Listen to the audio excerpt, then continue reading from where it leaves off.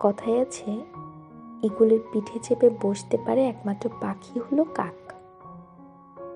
এই কাক কখনো কখনো ঘাড়ে ঠোকর মেরে তাকে বিরক্ত করার দুঃসাহস দেখায়।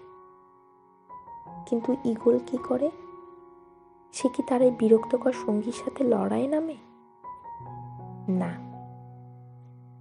ঈগল শুধু করে একটি কাজ, সে আরো উঁচুতে উড়ে যায়, যেখানে কাক টিকতে পারে না, শ্বাস নিতে পারে না।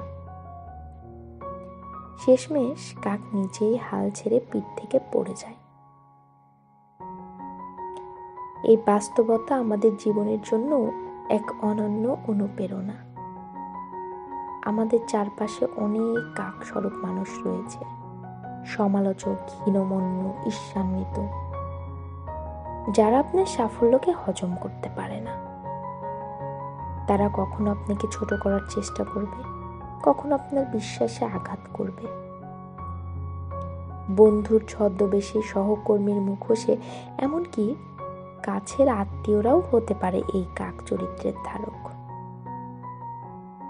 কিন্তু আপনি যদি তাদের পাল্টা উত্তর দিতে যান, তাদের অপমানের জবাবের উত্তরে সময় ব্যয় করেন, তাহলে আপনি ধীরে ধীরে আপনার মূল লক্ষ্য থেকে বিচ্যুত হবেন। আপনি যদি ঈগলের মতো হন, তাহলে আপনাকে জানতে হবে আসল লড়াইটা নিজেকে উচ্চতায় নিয়ে যাওয়া, নিচে থাকা কাকের সাথে নয়। আপনার সাফল্যই হবে সেরা প্রতিশোধ।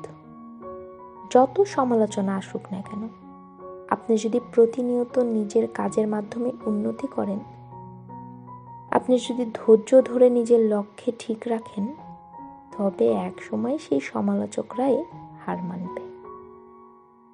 কারণ আপনার উচ্চতা, আপনার মানসিক দৃঢ়তা, আপনার লক্ষ্য, এই সবই এমন জায়গায় নিয়ে যাবে যেখানে কাকেরা টিকতে পারবে না। উচ্চতা মানে শুধুমাত্র সামাজিক মর্যাদা নয়, বরং এটি আপনার চরিত্র, আপনার ধৈর্য, আপনার সহনশীলতা আর আত্মনিয়ন্ত্রণের প্রতীক। জীবনের এই পথ চলায় যখনই কোনো কাক দেখবেন, নিজেকে মনে করিয়ে দিন, ঈগল কিন্তু কখনো কাকের সাথে লড়াই করে না, সে শুধু আকাশে আরো উপরে উঠে যায়। তাই আপনি যখন নিজে পথ হাঁটছেন, যখন চারপাশের মানুষ আপনাকে নিয়ে অকারণে বিচার করছে, তখন মনে রাখবেন তারা আপনাকে নিচে রাখতে চায়, কারণ তারা জানে আপনি অনেক উপরে যেতে পারেন। আর আপনি যদি ঈগলের মতো হন, তাহলে তাদেরকে আপনার সাথে নিয়ে উঁচুতে উড়ুন, যেখানে তাদের টিকে থাকা অসম্ভব। তাই সমালোচকের সাথে নয়, নিজের উন্নতির দিকেই মনোযোগ দিন। কারণ সত্যিকার বিজয় তখনই আসে যখন আপনি প্রমাণ না দিয়ে নিজের উচ্চতা দিয়ে সবাইকে নীরব করে দেন।